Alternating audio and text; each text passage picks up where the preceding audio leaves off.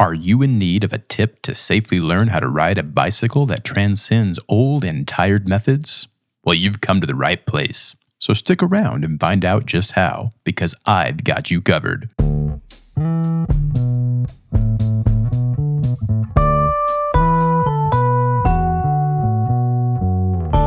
Hello, folks. Welcome to another episode of Sound Advice by Glen. I'm your host, Glen Richards, and it is here that I take your calls in order to help you navigate your tough situations. As an HR associate at a large synthetic rubber manufacturer, I have my fair share of experience in helping people trudge through challenging scenarios. So if you want to be like me someday and have a wealth of advice in your head to help those in need, please subscribe to my channel to get a steady stream of sound advice for your quiver of consultation.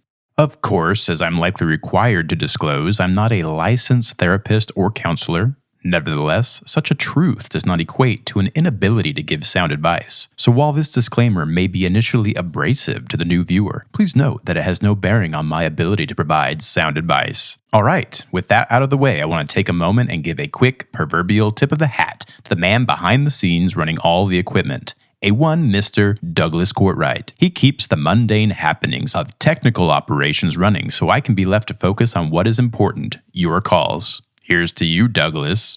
Wonderful. Well, without further ado, Douglas, do we have someone on the line? I'm getting a thumbs up from Douglas now. Hello, thanks for calling Sound Advice by Glen. Who do I have the pleasure of speaking with today? Hello, my name's Chart Keller. Hello, I'm sorry. Could you please repeat that name? I don't think I heard it right. Oh, sure. My name's Chart Keller. Thanks for taking my call. A chart seller. Can't imagine that being a very lucrative line of work.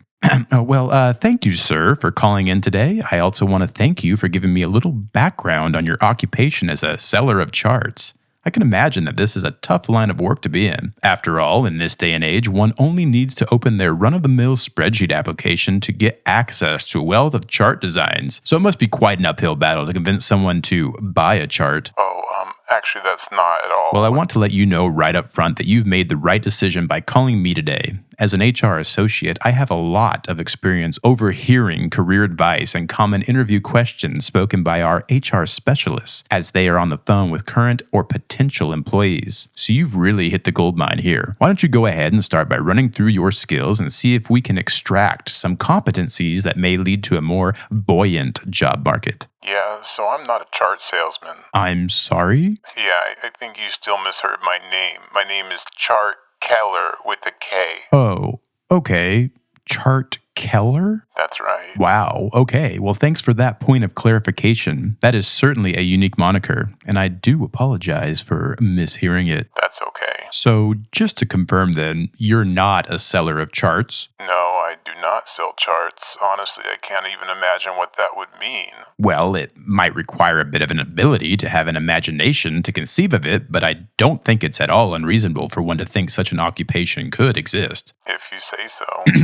Okay, well, if you're not currently struggling in the failing job sector of chart sales, what then might your occupation be? I sell lint rollers specifically made for living room furniture upholstery. Oh, okay. So you sell lint rollers that, this probably doesn't even matter. Okay, well, thanks for calling into the show today, Chart. In what way can my wealth of sound advice serve you today? Yeah, okay, so I'm a man of 47 years of age, and I've had a good life. I've played a lot of croquet, built many model castles with dragons, to scale, mind you. Sure, okay. I've even learned how to fly a kite without wind.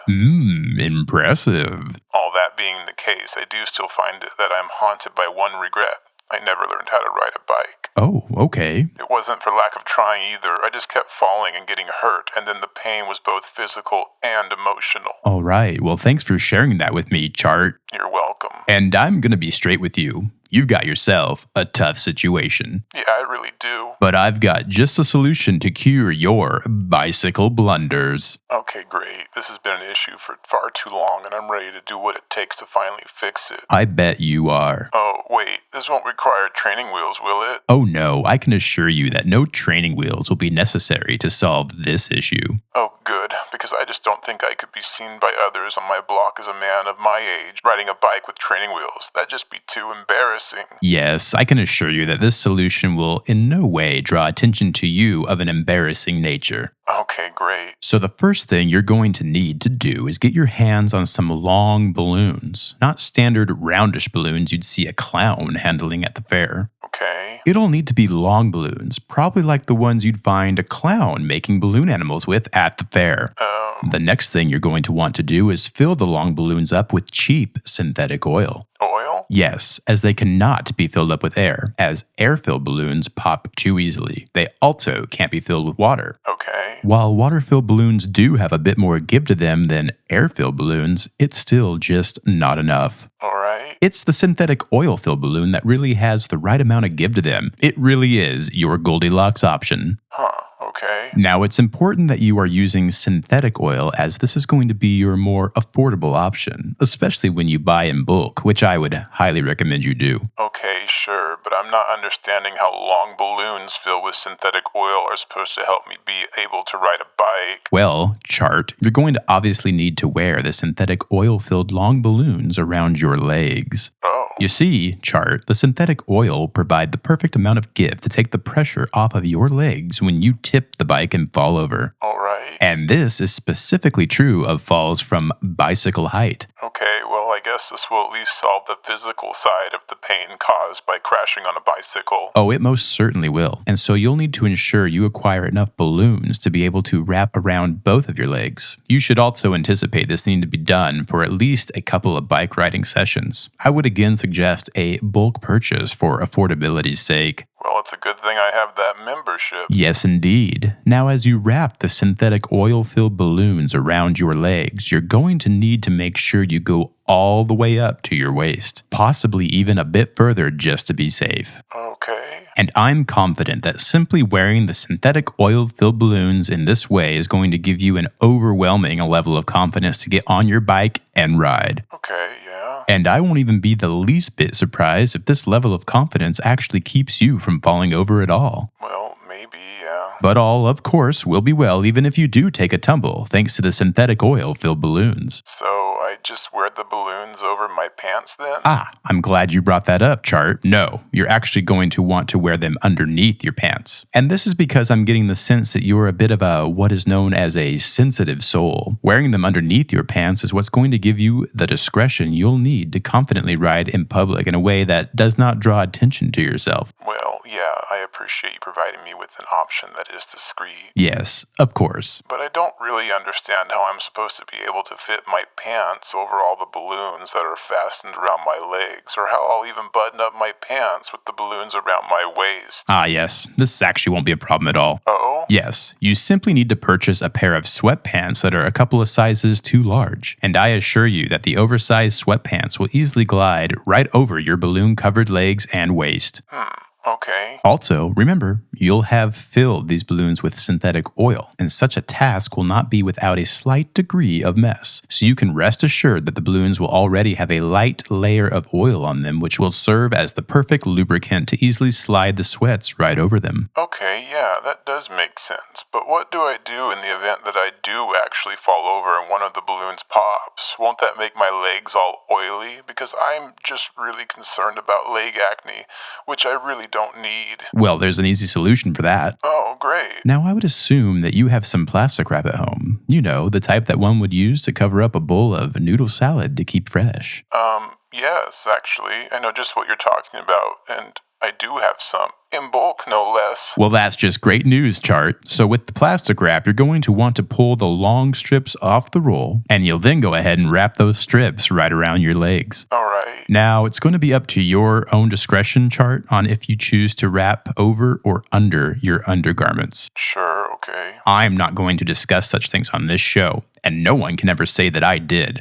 Okay. So once you've wrapped your legs with the plastic wrap, you'll then secure the synthetic oil-filled balloons around your legs legs and waist. And it will probably be better for you to secure them with torn strips of an old shirt, as this will be less likely to pop the balloons when compared to a more standard option like a rope. Got it. From there, you'll just pull over the oversized sweatpants and ride your bike without the fears that have previously plagued your sensitive mind. Okay, yeah, this is great. And just so you know, I've been writing all of this down. Well, that's great to hear, Chart. You know, I get the sense that the average caller doesn't take nearly enough notes while I'm dishing out loads of sound advice. My plans are certainly not the type you want to hope you'll be able to simply recall without the aid of notes. Very well done, sir. Oh, well, thanks. So yeah, with the plastic wrap securely wrapped around your legs, beneath the balloons, you'll be able to avoid any sort of clogged pore scenario in the event one of the balloons pops and spills the synthetic oil. Okay, great. And also, I can imagine you might be concerned about these new sweatpants you've purchased being riddled with oil stains. Well, don't worry about that because, to be honest, you're never going to be wearing them without the balloons underneath. Right. And honestly, if you ever did find yourself in a situation to which the sands of time have altered your body to be able to fit within them without the oil-filled balloons, I don't suspect anyone will think much of you wearing grease-stained sweats. Right. Yeah, okay, well, this all makes complete sense. Indeed. Though I do wonder if the added weight of synthetic oil-filled balloons around my legs are going to lead to new balance issues I wasn't experiencing previously, or at least cause reduced mobility as I attempt to ride the bicycle. Well, you know, Chart, I've actually read that astronauts train underwater with added weights, which allows them to move faster when they are in space. So I think when you are finally comfortable riding your bicycle without the safety of synthetic oil-filled balloons, you'll probably find that you're the fastest bicycle rider on the block. So don't get bogged down by mobility concerns now, because they're only going to provide added benefits down the line. Oh, alright, yeah, well, that's good to hear. And I mean, I always wanted to be an astronaut as a kid, too. Well, you'll certainly reach new heights once you've learned to ride a bicycle. Wow, yeah, this is all really exciting. But what all the oil that's inevitably going to be getting all over my clothes, hands, and legs going to make it really hard to keep from sliding off the pedals or the seat or have a firm grip on the brake when I need it? Well, thanks again for writing all this down, Chart. I think you've got what you need to get riding. Oh, but you didn't answer my question about the slipperiness of the brakes. All right, another successful dissemination of sound and practical advice. Always glad to be able to help someone overcome their inexplicable fears. And a pretty stylish way to go about it if I do say so myself. It almost makes me wish I didn't know how to ride a bike so I could go and give it a try. Wow, really good stuff. Well, that's all I've got time for today, friends. Thanks again for stopping by and taking in some sound advice a la Glen. Be sure to like this video if you found it helpful, and make sure you subscribe in order to be kept up to date on all my latest videos. Let me know in the comments if you found this advice as helpful as Chart did. Until next time, I'm Glen Richards. Bye-bye.